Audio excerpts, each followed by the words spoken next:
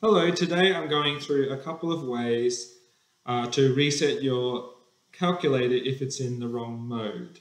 So I hope this helps if your Abacus calculator is stuffed up in some way.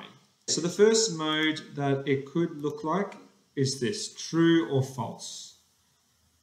And so if you want to do a calculation 9 times 9, it doesn't actually do it for you.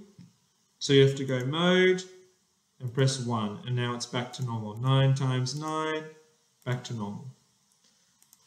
Another one that it could be in is this one. This is called scientific mode. It could have ones here or here, doesn't really matter as long as it looks something like this. You click second, setup, and you want to do number 8, which is normal. And you press the 1. And now it's back to normal. So you could do 9 times 9.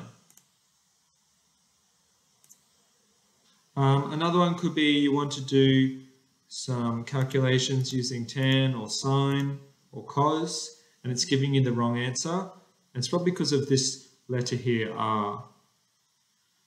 So we want this to be in degrees, not radians. This second mode, click on 3 for degrees, and now you should see a capital D there, which stands for degrees. Same thing could be, it could be in gradients. So there could be a G up there. So again, click second, mode, and you want that 3 for degrees. I hope that was helpful fixing some of your calculator problems.